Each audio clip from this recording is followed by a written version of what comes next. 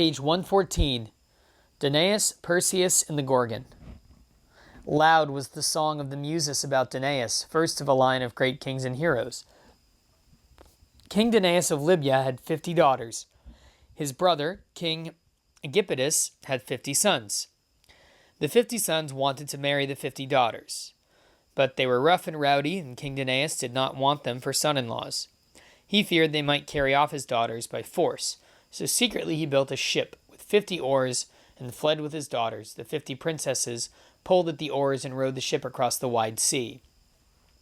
They reached Argos in Greece, and when the people there saw the king standing in the prow of a gorgeous ship rowed by princesses, they were awed. They were certain that Danaus had been sent by the gods and made him their king. Danaus was a good ruler, and peace and happiness reigned in Argos, until one day another splendid ship arrived. And who should be at the oars but King Aegyptus and his 50 sons, who had come to claim their brides. Danaus did not dare to oppose them, and had a lavish wedding feast prepared. But secretly he gave each of his 50 daughters a dagger, and ordered them all to kill their husbands as soon as they were alone. 49 of the brides obeyed him, but Hypermnestra, the eldest, fell in love with Lynceus, her prince, and fled with him. In vain did Danaus try to find new husbands for his widowed daughters. Nobody dared to marry them. The 49 Danaids had to live a life without joy, and when they died and came to the underworld, they were sentenced to carry water forever in sieves, trying in vain to fill a bath and wash off their sins. When King Danaus grew old, there was no heir to his throne, and he had to send for Hypermnestra and Lynceus, who were living in great happiness.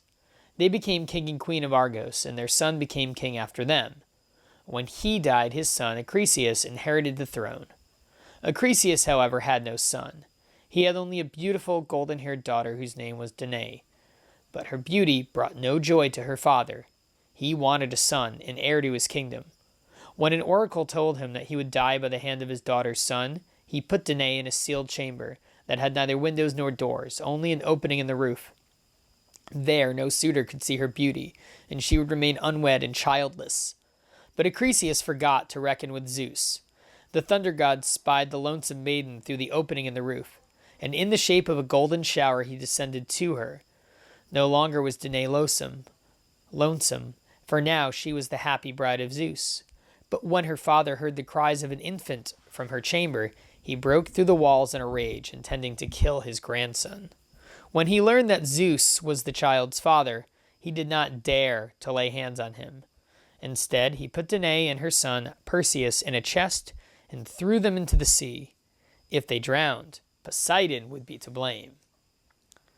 Zeus gently steered the chest to the shore of an island, and a fisherman who was casting his nets hauled it in.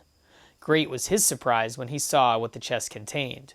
When Danae had told him her story, he took her and little Perseus to his hut and cared for them as if they were his own, for he was a kind old man and childless. In his humble hut, Perseus grew into a fine and valiant youth, proud of being the son of Zeus and the beautiful Danae. But Danae's beauty attracted the eye of the ruthless king of the island. He wanted her for his queen.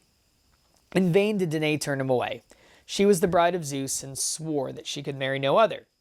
The king pursued her and would have carried her off by force if Perseus had not protected her. The scheming king decided to get rid of Perseus, and he let it be known that he was going to marry a princess from a neighboring island. As was the custom, all the men in the kingdom brought him gifts. Only Perseus was so poor he had nothing to give, so he offered his services to the king instead. This was just what the king had expected. "Slay the monster Medusa and bring me her head," he said. No man who had ever set out to kill Medusa had come back, and the king was sure that now he was forever rid of Perseus. Medusa was one of 3 horrible Gorgon sisters, so gruesome that all living creatures turned to stone at the sight of them. They lived on an island far out at sea, but nobody knew just where. Perseus bid his mother goodbye and set out to search for Medusa. He went over land and over sea, asking his way, but nobody could tell him where the Gorgons lived.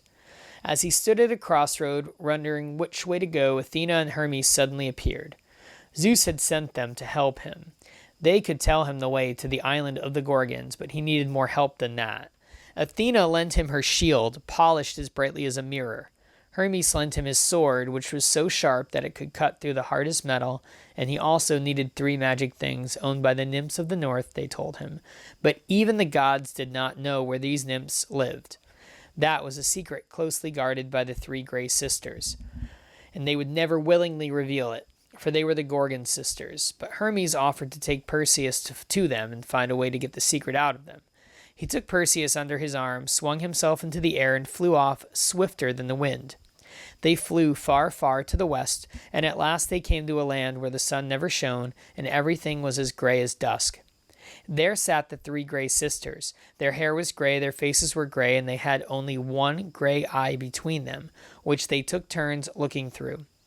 As one of the sisters was handing the eye to another, Perseus sprang forward and snatched it.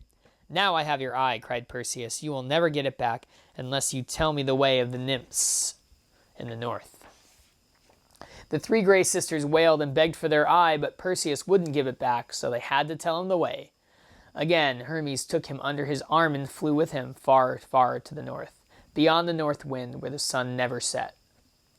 The nymphs of the north received them kindly, and when they heard why Perseus had come, they gladly lent him the 3 things he needed: a pair of winged sandals to carry him through the air, a cap to make him invisible, and a magic bag to hold whatever was put into it.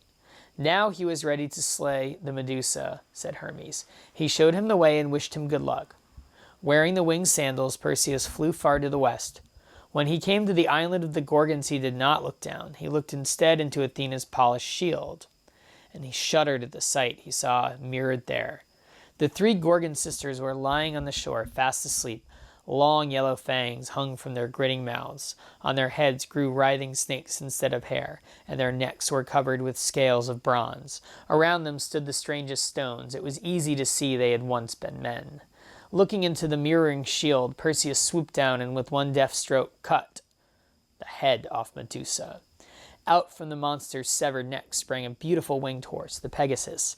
He neighed, and the other 2 Gorgons awoke. Quickly, Perseus threw Medusa's head into the magic bag and swung himself into the air. Wailing, the 2 Gorgon sisters took to the air on heavy wings in groping pursuit. They could not find him, for he had put on the magic cap of invisibility. On his way home, as he flew over the coast of Ethiopia, Perseus saw far below a beautiful maiden chained to a rock by the sea. She was so pale that at first he thought she was a marble statue, but then he saw tears trickling from her eyes. He swooped down and toward her chains, trying to break them. "Flee," she said, "or you too will be devoured by the sea monster." But Perseus refused to leave, and she told her sad story. Her name was Andromeda, and she was the daughter of King Cepheus and Queen Cassiopeia. Her mother was very vain and had boasted unwisely that she was even lovelier than the Nereids. Poseidon could not tolerate having a mortal compare himself to the goddesses of the sea, and as punishment he sent a sea monster to ravage the kingdom of Ethiopia. To appease the angry god and save his kingdom, her father had to sacrifice her, his only daughter, to the monster, and there she stood, chained to the cliff, waiting to be devoured. She had begged the prince to whom she was engaged to save her, but he had fled in fear. "I shall save you, and you shall be mine," said Perseus. As he spoke, a horrible sea monster came from the sea. Its huge mouth opened wide to swallow Andromeda, but Perseus sprang into the air, dived at the monster, and drove his sword deep into its throat. The monster bellowed, lashed its tail wildly, and rolled over on its back. It sank, and the sea was tinted red by its blood. Ever since, that stretch of water has been called the Red Sea. No sooner was the monster dead than Andromeda's cowardly suitor returned with many warriors to claim her for his bride. Now he was bold and menacing, and King Cepheus did not dare to oppose him. "Andromeda, shield your eyes," cried Perseus, and with that he lifted the head of Medusa out of the bag. The suitor and his men stared in horror and whips. They were changed into stones. Unfortunately, the king and queen had also looked at the Gorgon's head, and they too turned into stone. But since the son of Zeus was going to marry their daughter, the gods took pity on them and hung Cepheus and Cassiopeia in the sky as constellations. Perseus lifted Andromeda into his arms and flew homewards. But when he arrived at the fisherman's hut, he learned that Danae and the fisherman had gone into hiding. As soon as the king of the island had gotten rid of Perseus, he had tried to carry Danae off to save her. The old kind fisherman had fled with her. When Perseus heard that, he made straight for the king's palace. "Here is the head you wanted," he shouted, and he pulled Medusa's head out of the bag. Startled, the king and his men looked up, and there they sat, turned into statues of stone, some of them with their mouths still open in astonishment. The people on the island rejoiced at being rid of the tyrant, and as soon as the fishermen and Danae came out of hiding, they made the fisherman their new king. He gave Perseus and Andromeda the grandest of wedding feasts, and everybody was happy. Perseus did not keep the Gorgon's head. It was much too dangerous for a mortal to own. He gave it to Athena when he returned her shield and the other magic objects he had borrowed.